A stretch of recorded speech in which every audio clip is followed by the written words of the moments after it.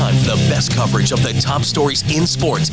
The Sports Wrap with Jason Page starts now. Indeed it does, and great to have you with us on this Monday edition of the show. We got a lot to talk about over the next 60 minutes. Happy to do it with you. U.S. and Canada, if you're watching online, Spotify, YouTube, listening to the podcast, we appreciate it all the same. Brian Twining will stop by from Bleacher Nation to talk NASCAR, a wild NASCAR race on Saturday, Cup Series in Atlanta, a wreck-filled race, and another first-time winner for this season, which shrinks the playoff bubble for NASCAR. We'll talk about that. There's the world of baseball to talk about, plenty from the NBA, and I got to ask a question about playing sports at BYU. Why? We'll talk about that coming up a little later on as well. But we start things out with our man Sam Yarnell, hangs out with us daily on the show. And Sam, we got to talk about this big story that broke on Sunday in the NBA, and it involves Malik Beasley, who played last season with the Detroit Pistons. He is in some potential hot water, being investigated by federal authorities in relation to potential betting on the NBA, according to Shams Charania of ESPN, potentially involving sports betting, props. There's even a particular game that sports bettors and sports betting experts are pointing at that goes back a couple of years ago when he was playing for, Minnesota or Milwaukee or something like that. Either way, it's yet another instance where the NBA is having to deal with this, potential instance of sports betting and potential impropriety with players involving games and involving props and involving lines. I have a major question, though, that I want to ask today. And I know you have one, too, so I'll get to mine real fast, or as fast as I'm capable of getting to a point, which we know is not very fast. My question is this. Everybody in the sports betting world is going to tout this as, see, the system's working. We're catching guys when they do wrong. So see, it's all on the up and up. Sports betting, yay! But here's my question. For every one guy they're catching, how many are getting away with it? For every one that they're nabbing, how many are getting away with doing this stuff? There's no way you can tell me they're catching everybody. That would be the most naive crap that anybody could ever spout, this idea that they're catching everybody that's getting involved and wrapped up in sports betting. That Malik Beasley's the only guy last year. Yeah, right, or the year before. Sam, tell me I'm wrong, because it just makes me lose faith in what I'm watching.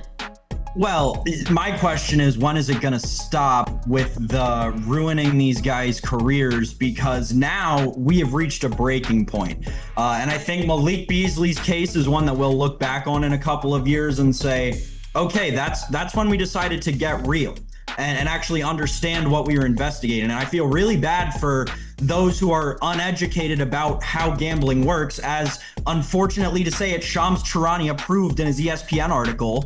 Because this is very clearly, if you read the evidence that has been put forth through the investigation, which isn't a lot, this is very clearly somebody in Malik Beasley who did not actively participate in whatever was going on. And because something was going on based around betting on Malik Beasley, his name has now been thrown into the investigation, and the court of public opinion has already decided that this guy gambled on basketball. When, if you go in and look at what they're investigating, Jason's right. It happened on January 31st against the Portland Trail Blazers. It was a rebound prop. There was sharp money, which turned out to be very dull, on under 3.5 rebounds for Malik Beasley. Moved the under from plus 120 to minus 250. Obviously, that's an algorithm-driven prop, right? There's not an actual human being sitting behind that prop adjusting the line based on every bet that comes in. A massive bet comes in, throws off the algorithm, and ends up with that under shifting from plus 120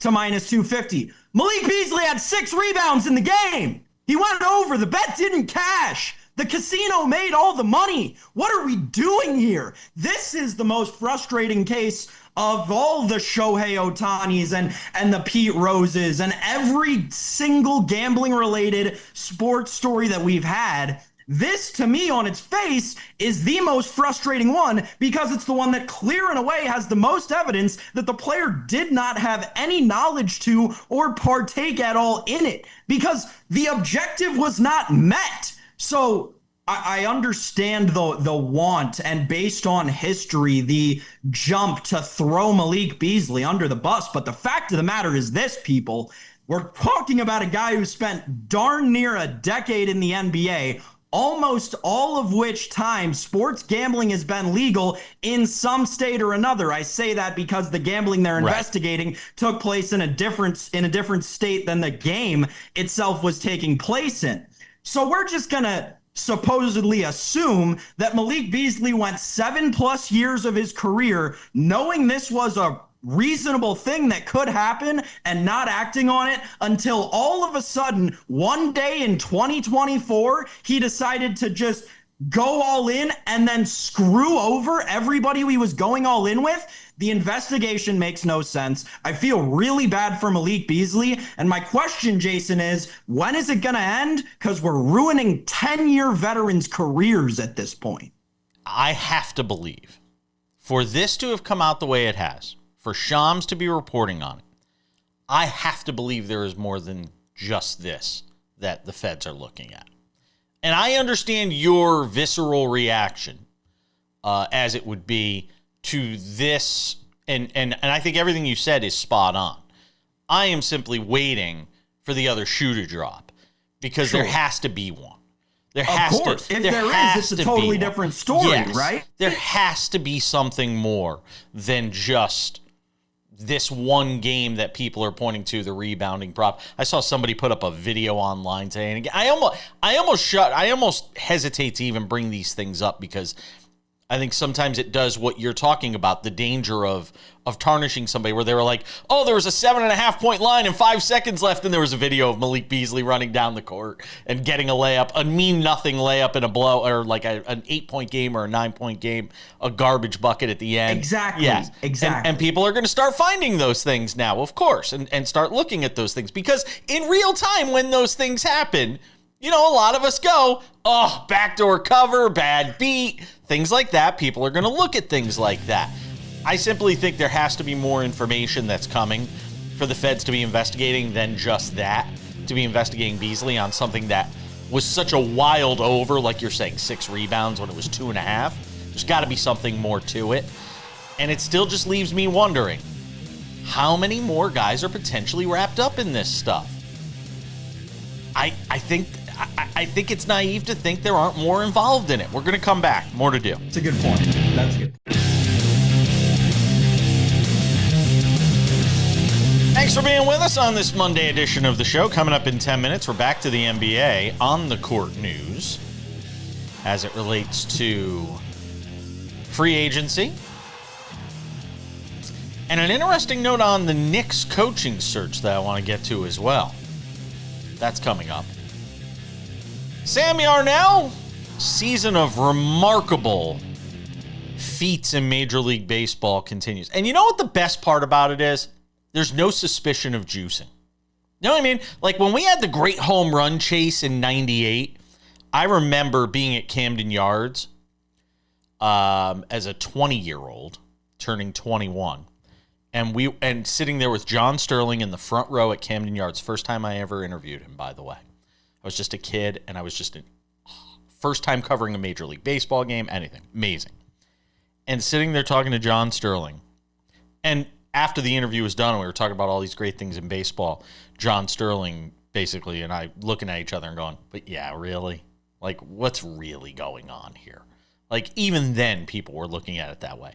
There are so many great things going on in baseball right now. Guys chasing records, amazing season performances through the first half. And it's just great for the game. Aaron Judge hit home runs 29 and 30 on Sunday as the Yankees took a series win against the Oakland. I did it! Got to put a quarter in the jar. As the Yankees took 2 of 3 from the Athletics of Sacramento, soon to be Las Vegas, if they ever get the stadium built out here. Hey, they broke ground. Broke something. So, Aaron Judge, 2 home runs. And for the drought that he's in, like this 9 for 50 drought or whatever the hell it is, he still has the highest average. Well, he's still got the best average in the American League, even with all of that. I mean, look, it's taken that kind of drought to bring him even close to the pack. And there is some thought that the swing is starting to come back. Anyway, a couple of home runs for him. He's got 30 on the year. Aaron Judge continues to try to keep the Yankees afloat as they sort of battle through this 2.5-week stretch where the offense has really struggled. They got Marcus Stroman back yesterday. He looked good, so the Yankees win. The Yankees win. Yeah, the best thing for Aaron Judge hitting 200 over the last half month is the fact that over the last week, Jacob Wilson has been hitting 160 because Aaron Judge's average right now is well below what Jacob Wilson's was 2-3 weeks ago. It's because guys are going to go through these runs. Of those slumps is an absolute blessing. But no, you're right, Jason. Tough weekend. Speaking of Jacob Wilson, tough weekend for the Athletics. They looked horrible in this series against the Yankees. Even in the win, they didn't play good baseball. I will say the one thing though, and we haven't talked about much. I got to see him right before he got called up. Nick Kurtz is a stud. Oh, he's great. Nick Kurtz is a stud. He got called up. They sent him back down. They called him up again. And this time he's actually like hitting homers for real. Is he going to come close to winning Rookie of the Year? No, not a chance. No one's going to come close. That's Jacob Wilson's award. It's been Jacob Wilson's award for about the last month. And it's not going to be close. Look at the other AL rookie candidates. Here's the thing on the other side of this series from the weekend. We've officially reached worry territory. Panic button has entered the table for the New York Yankees. You're now looking at a month of subpar Aaron Judge, 2 weeks of downright bad, again, Mendoza line Aaron Judge. That cannot continue because you've seen the effects that it's had on this Yankees offense. This is a team, but it won't. I think that there are going to be a lot of discussions that will have to be had in the offseason about the front office in New York. It won't, though. As genius as they, you're right, they won't. But no. I'm saying it won't. This run for Judge is not going to continue. He's too damn good a hitter. He's going to get back into the groove at some point. This is what happens during a 162 game baseball season. We were all worried about Juan Soto for the first 2 months of the season, for crying out loud. And I'll credit Chuck Todd, of all the people in the world, who was on this show with me, who said, and at the end of the year, he'll still hit 45 and 110 with, a 280 average. And he's right. He's absolutely right, because guys eventually hit to the back of their baseball cards, and Aaron Judge is doing that. He'll be fine. I'm not worried about Aaron Judge. Move away from the Yankees because I want to get to Tarik Skubal. I have to. We got to get to Skubal. Who continues to do amazing things at the top of this rotation for a Tigers team that continues to lead the way in the AL Central. And Sam, there's a reason he is the odds-on favorite, the heavy odds-on favorite to win the Cy Young Award. Although I still think, when I match up the numbers between like him and Max Fried, I'm still trying to figure out why Max Fried is getting such little love at 12-1 when Skubal is minus 200. When you look at ERA, you look at quality starts, you look, all these different things. But I know you're going to tell me that Tarik Skubal is far and away the best pitcher in baseball, and I would have a hard time disagreeing. Well, yeah, he is. I mean, on Max Fried, it's because he's even top 5 in the American League in strikeouts. He's not top. He's the 15th leader in strikeouts in Major League Baseball. Why does that matter, though? You know what I mean? That's what Cy Young voters vote on. They vote on the strikeout leader. If you go back and look over the last 5 Cy Young winners, or 5 years in the Cy Young, I think it's 7 out of the 10 have led their league in strikeouts. Voters love the strikeout for some reason. Tarik Skubal is going to win the Cy Young because he's got the best start of any pitcher, although Sonny Gray challenged him last week, in baseball this year. It was that complete game where the last pitch was 103-mile-an-hour fastball. Tarik Skubal, you're right. He's the best pitcher in baseball. I don't see how anyone could really compare to a guy that's got 103-mile-an-hour fastball and throws it as like his third pitch. He's got the nastiest changeup in baseball to go along with it, and that's not even getting into the slider and the curveball. So, incredibly impressive stuff from Tarik Skubal, and he's well on his way to winning his second consecutive and very deservedly so Cy Young. James Wood. We have not talked a lot about James Wood this year, and that's because he's playing on a team that's, well, frankly, not very good. And look, the fact that he's the first guy since Barry Bonds to be intentionally walked 4 times is something that cannot be overlooked. We are not going to give you highlights of him being intentionally walked 4 times. It'd be the most boring thing in the world. So instead, we're giving you a 2-home run performance from him from a week and a half ago. But James Wood, in his second year, having a remarkable sophomore season, Sam. The biggest all-star snub, and it frankly isn't close. Leads all National League outfielders in every major hitting category, yet somehow is not getting started in the NL or on the NL All-Star team over Teoscar Hernandez. The kid's incredible. He's got 22 homers and 64 RBI already this far into the season. Most underrated player in baseball, dare I say it. Hitting in the 280s. That Soto for everybody else on the Padres farm system deal is looking better and better every day. Certainly is. James Wood is evidence of that. We're coming back. More to get to from the NBA next.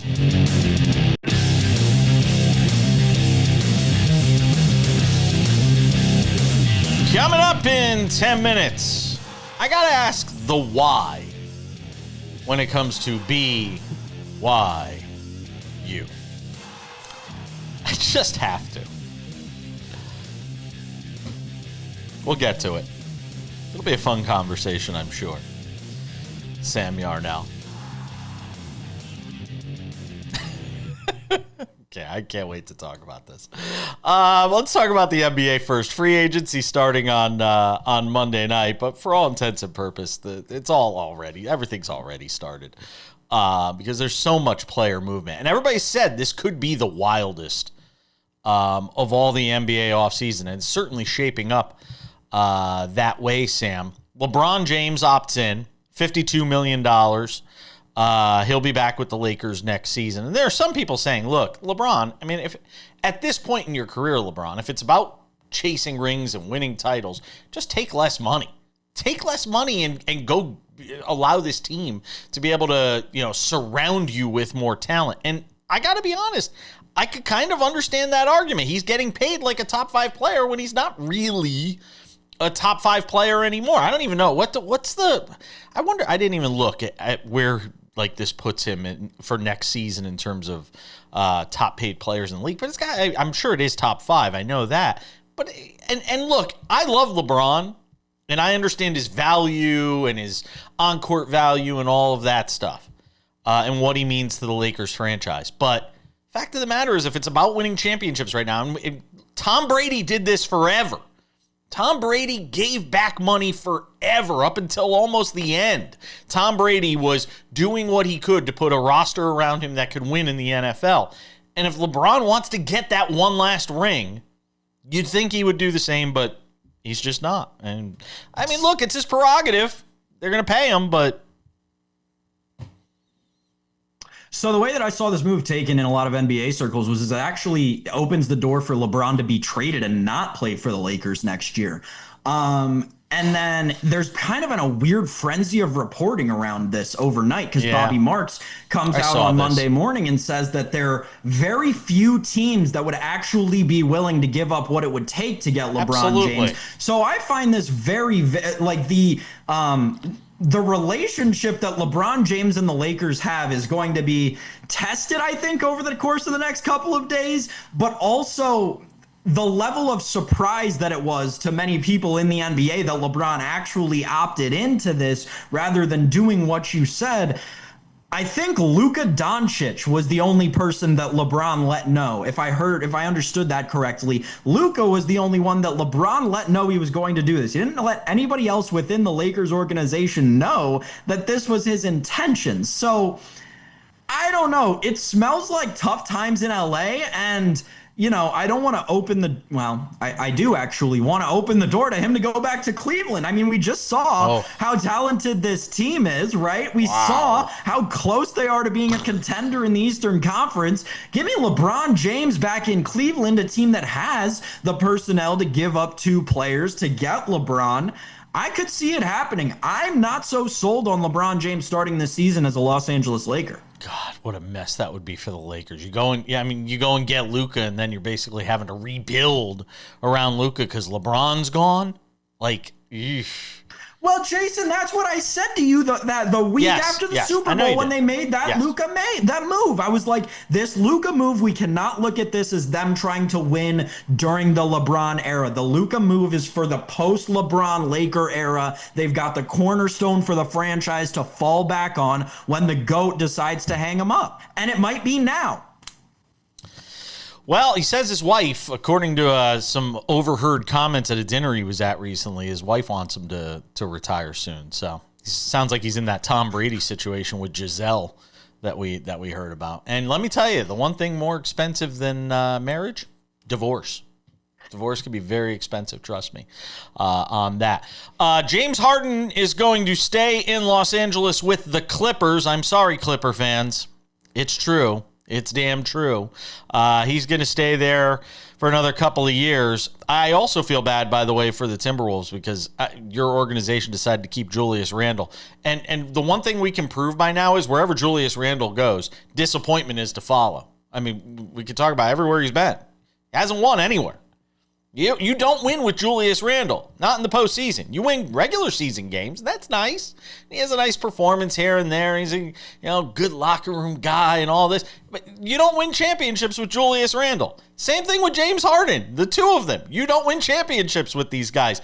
And both of the teams that they played for last year and both of the teams that seasons ended in disappointment with those guys, and they're both back there next year. So congratulations, Clippers fans and Timberwolves fans. You get yourselves James Harden and Julius Randle next season and beyond.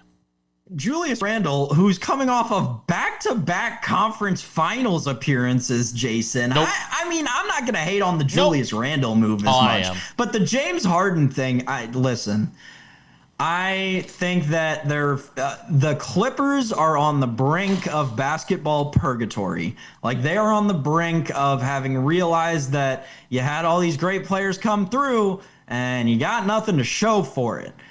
I don't want to say Wizards-esque, but Wizards-esque. It is. You get all these great talented guards that come right through and nothing ever really comes together to win a championship. Pretty sad when you think about it. I feel bad for Clippers fans. I really do. One last one here in the final 90 seconds of the segment. A report came out this weekend linking the Knicks to Dawn Staley. Now look, I got to be honest. I look, the Knicks, we already know the Knicks are a ship without a rudder. And there's also all this reporting out there this weekend about the highly unusual circumstances of Tom Thibodeau's departure from the team. We can talk about that more later in the week when we have Kurt Heelan on, because I want to save that for him. But the conversation that the Knicks coaching search now has reached the Dawn Staley part is what I find most interesting. Not because I don't think she's capable of coaching in the NBA. But if you want to set somebody up to fail, you put them, you take a female head coach, granted, who I think can coach in the NBA, and you put her in the biggest market in the league on a team that hasn't won a championship in over 50 years. And you say, okay, go get them. That is a recipe for disaster, Sam. Not to mention a team that's coming off of a Game 7 Eastern Conference Finals loss. Yeah, pressure cooker on steroids, that would be, as Yoda would say. Listen, my only comment on this with regard to the entire Knicks coaching search, not just the Dawn Staley thing, it's very funny how whenever the calendar turns to June, every team in New York that uses the colors orange and blue, they just don't know what's going on. The only thing missing is the Benny Hill music at this point. We're coming back. BYU next. Coming up in 10 minutes. I don't know. We'll talk about something. That's code for me saying I don't remember what we're talking about in the next segment. Oh, it's Brian Twining joining us. That's right. We're going to do some NASCAR with our friend Brian Twining. How could I forget the great race in Atlanta this weekend? See, this is what happens when I work without a teleprompter. If I don't put it in a prompter, forget it. We're just relying on my memory.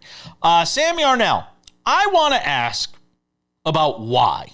I want to ask the big why today on the show. Can we have a conversation about why non-Mormon teenagers,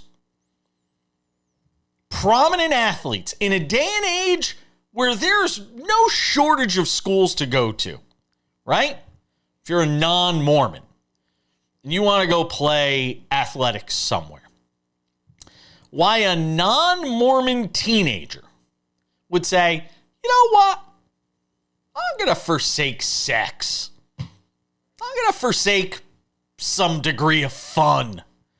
And I'm going to go to BYU for my most formative years in college, whether it be for a year, 2 years, 3 years, 4 years, depending on the sport. I have to ask the question why.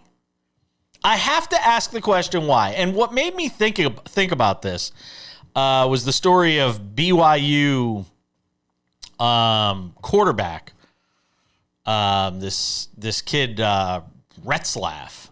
Jake Retzlaff, who's intending to transfer, apparently, because he faces a suspension from the school because he admitted to having, wait for it, premarital sex. Yep, he did it. A violation of the school's honor code that surfaced during his response to a civil lawsuit alleging he raped a woman in 2023. He met with school officials Friday. They said, hey, you're likely going to be looking at a 7-game suspension, and it looks like he's going to leave. He had been working out with the team and taking part in workouts and all of that stuff.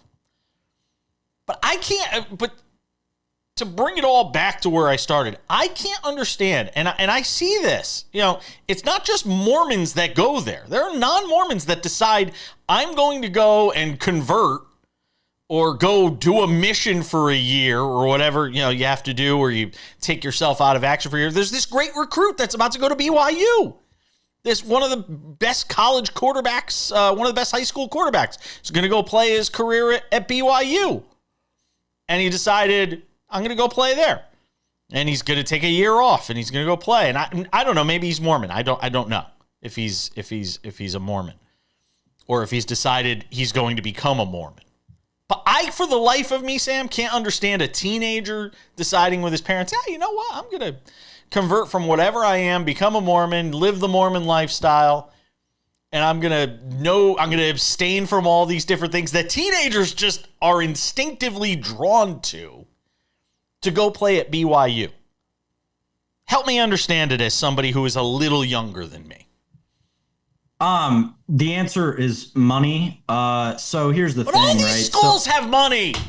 Yeah, but not like BYU. Not like Mormon money. Not like BYU. So yeah, like a perfect example of this is like the best basketball recruit in the class. I don't know the quarterback, but I just like this. Know where you're going with couple this. Of months ago, I saw there this. was the number 1 overall basketball recruit, AJ Dybonsa, in the class, committed to BYU, having never really been to a Church of Latter-day Saints. He was the only black guy in the church. Okay. So yes, the answer is money. And why is because a lot, families who have never experienced generational wealth, when you put generational wealth in front of them, they are going to obviously go to it, as any normal, logical human being would, right? Logical extends to a point to me. It doesn't extend to the point of taking up a religion. Like, to me, so I think that there's another layer to that, right? I also think that there are, as there are anywhere with anything, is it a fact of college athletics? There are obviously exceptions, right? Like I don't think that Jake Retzlaff was forced to maintain abstinence throughout his time at BYU. I believe the suspension was levied because it became public knowledge and public information that he engaged in this activity, at which point the school was like, all right, it's a PR thing. We can't do this because it'll make us look bad in terms of the, morals that we were built on or whatever. So I get it. I get the move from the Retzlaff thing. It's public information. Like anyone now can go out and read this guy talking about having premarital sex with somebody. And if that's something that, happens at BYU under the table, it's fine. But when it gets out into the public and anyone can go read about it, people who don't pay attention to sports are going to say, oh, well, I'm not going to send my kid to BYU now because, look, they're just letting people who have running amok. Sex in. Oh, my God, they're running amok and having premarital sex. This isn't to say that I agree with it in any way, shape, or form. And it's not to say that if, my kid were a college athlete, not that I have a kid, nor will they be a college athlete, but if I did, hypothetically, I'm not saying I'd tell them or tell them not to go to BYU. But the simple fact of the matter is, like, this is just what they stand for, and like, at the end of the day, you gotta stand on business at some point, right? Brandon Davies, 2011, dismissed from the team. They were 27-2 at the time, ranked number 3 in the country for an honor code violation related to premarital sex. So they've done it before. Wouldn't be my cup of tea. That's all I'm going to say. Brian Twining joins us next. Good to have you with us on this Monday edition of Sports Wrap. Coming up in 10 minutes, some odds and ends, including a meltdown on the Mets you will not want to miss from none other than Frank the Tank. Let's talk some NASCAR. So if it's a Monday, it means our friend Brian Twining is stopping by the show. Oh, the dog's making a cameo in the background today. I love it. What's the dog's name? I got 2 fur balls. What's the dog? All right. Well, what's this dog's name? Coda. Coda. Okay. That looks like a Coda. Mm-hmm. Looks like it could be a Coda. Brian Twining with Bleacher Nation joins us most Mondays here on the show to recap what took place during NASCAR. And this weekend, that meant Chase Elliott providing NASCAR its 11th different winner this year, Brian Twining, and that playoff bubble just gets smaller and smaller with Elliott's victory in Atlanta, a wreck-filled Quaker State 500 or 400 there in Atlanta. I was so mad because I was watching the race, and I was pumped to watch the race on Saturday, and I'm sitting here watching it, and then I forgot I had a prior commitment. I had to go watch a soccer match here in Las Vegas, a USL soccer. I know. Of all the races to miss, the back half of this one was the one you really didn't want to miss. Chase Elliott chases down Brad Keselowski in the final lap, gets the win. You had a 19-car wreck for everybody who loves to watch NASCAR for the wrecks. Brian Twining, this race had a little bit of something for everybody, didn't it? Yeah, this was quite clearly, in my opinion, the best race that we've had so far this year. It literally had everything, as you alluded to. We had passes for the win. We had passes happening throughout the field the entire race. Unlike the other super speedway tracks, nobody was fuel saving and just running in line. Everybody was taking their runs. You could pass going low into 1. When you went into 3, the high line was the preferred line to get the huge run on the front stretch. It was just an incredible race that came down to the last lap, something that we've gotten accustomed to here in Atlanta.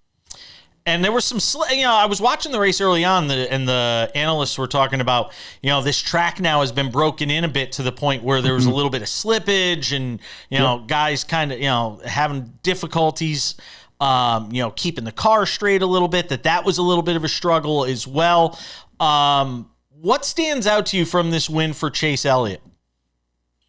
I just think it was the culmination of him, kind of crescendoing his recent run of success in the sport. I mean, each week over the last month or so, he's been getting better and better and just looking like a potentially race winning car again, something that myself, I played against this year. I'm holding an under 1.5 wins ticket for the season just because he hadn't really shown the ability to win races. So it is fun to see him find victory lane. The paint scheme, the story behind that was incredible as well. And it's his hometown. So of course they had the siren ringing after he crossed the checkered first. By the way, he also did win the Clash at Bowman Gray. It doesn't count, but he did win. I don't count exhibitions. I know, but at least there were some signs that were sort of there. Yeah, like, I mean, he's been the most consistent driver in the sport, but that really only matters if we're racing in the 90s or before the current playoff system, which a lot of NASCAR fans think we should go back to, but that's not helpful in this win and in and win in advance type of, format. You got to feel for Brad Keselowski, who's trying to get himself into the playoffs here, and is in very much down in these playoff standings. This was really his best shot. Yeah, and I think honestly, watching those last few laps, I almost feel like he was suffering from a little bit of PTSD with the last time he was at a race like this where he was leading coming to the end. It was Talladega last year where him and Michael McDowell got into a kerfuffle coming to the checkered, and that was when Reddick actually won because I think McDowell threw a huge block on Keselowski and wrecked them both out, so ruined their day. And Brad seemed not afraid, but he didn't throw those crazy blocks like we've seen in the past at these types of tracks, which would have either had him wreck or win. Who's the big loser coming out, or big losers coming out of this week with this win for Elliott combined with that playoff bubble really shrinking? And of course the big 19 car wreck, which took so many guys out of this race, Brian, and obviously changed a lot of fates as well. Yeah, I mean, first of all, it's got to be Brad Keselowski, and then secondly, Tyler Reddick.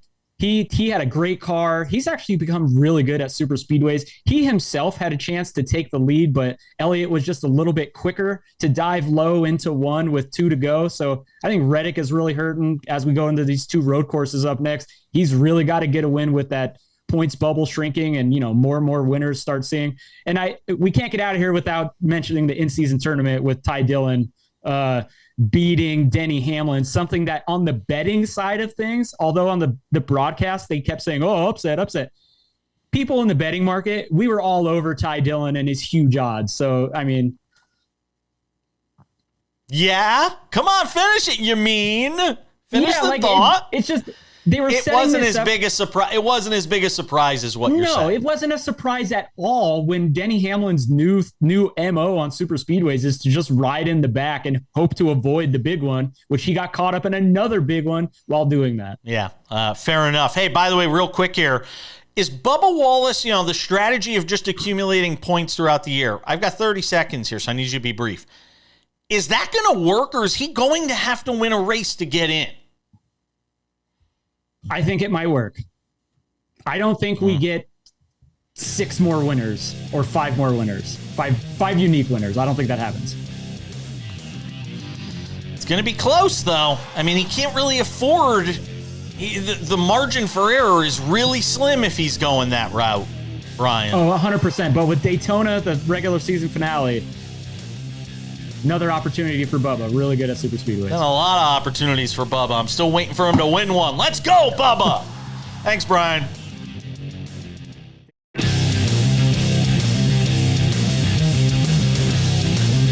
Welcome back to the show. Just about time to put the wraps on this baby for a Monday. Tomorrow we'll have the latest on NBA free agency. Latest news from the opening round of Wimbledon. We had Patrick McEnroe on the show last week to talk about that. A couple of quick reminders. Sports Wrap with Jason Page, the audio version of this show, available via podcast every day, Monday through Friday. Go to your favorite podcasting provider and subscribe today. Commercial free. You get the whole show in a tidy little package. Go and check that out. The Sports Wrap with Jason Page YouTube channel, also available for you Monday through Friday on Spotify, as well as our YouTube channel, the Sports Wrap with Jason Page YouTube channel. Sports Wrap shorts are available there. Sometimes clips from the show show. Sometimes news breaks outside of our window where we put the show together every day, and we give you thoughts on that as well. Go and check it out. You'll see examples of it there right now, of news that broke this weekend that we were covering. And by we, I mean me, because I'm the one who basically puts that together. The Sports Wrap with Jason Page YouTube channel. Check it out today. Without any further delay, ladies and gentlemen, time for some odds and ends. Odds and ends, Sam Yarnell. A 20-year-old is a winner on the PGA Tour at the Rocket Classic, just outside of Detroit, I believe.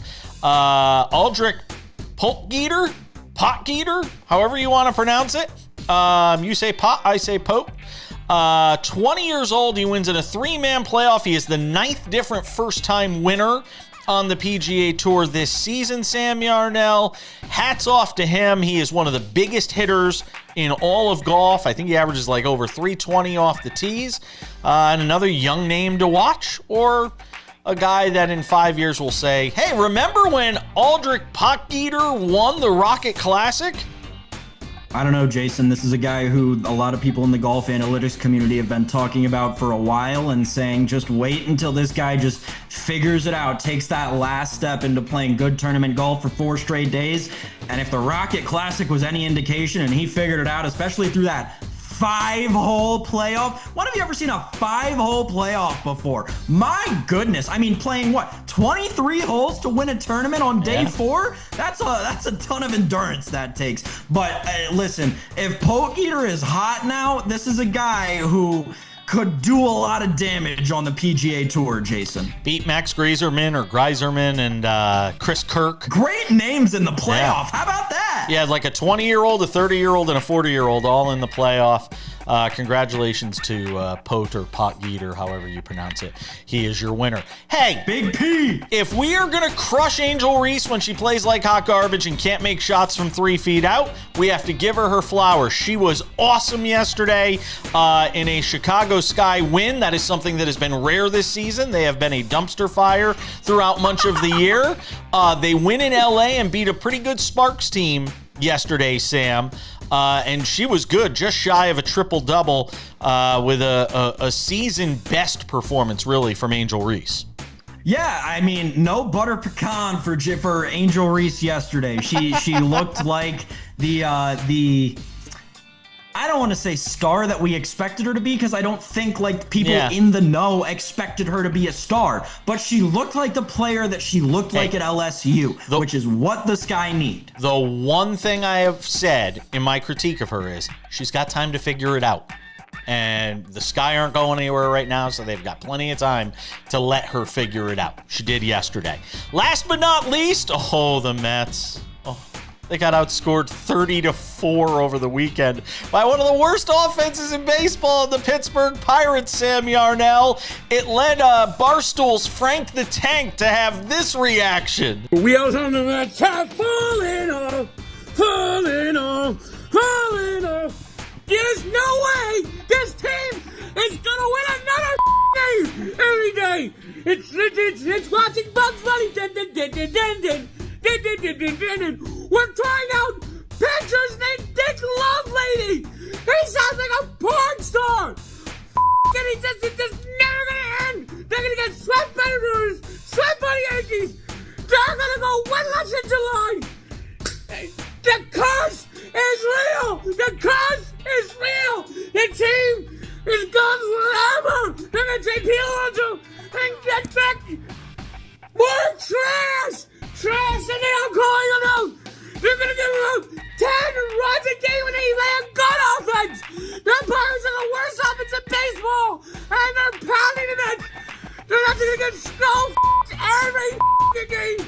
They are going to compete, not compete, and they're just going to dance this shit around. That witch, that demon who cursed this team. Shout out to Frank Fleming, man. That was awesome. That was awesome. I thought Tino Patino had some. I thought Tino Patino had some good rants at the ends of NASCAR races. That was an all-time great, man. That was one of the all-time greats that I have ever seen. You know what's funny? It was 100%, and it still doesn't even rank like top 5 in greatest Frank the Tank moments. That guy just puts out sports content for fans who are enraged with their teams like nobody's business. I respect that guy's fandom, maybe more than anybody in the country. He sounds like a porn star! I can't get enough of him. It's going to do it for us. Guy's lost a lot of weight too, by the way. Hats off to Frank. Tons. Credit to him. Literally yeah, tons. Really cool. Literally tons. Because he was a big dude.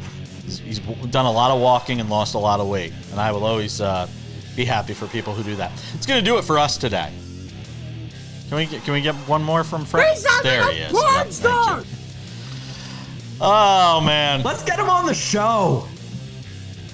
Thanks to Brian Twining. Thanks to you, Sam Yarnell. We'll see you all back here tomorrow.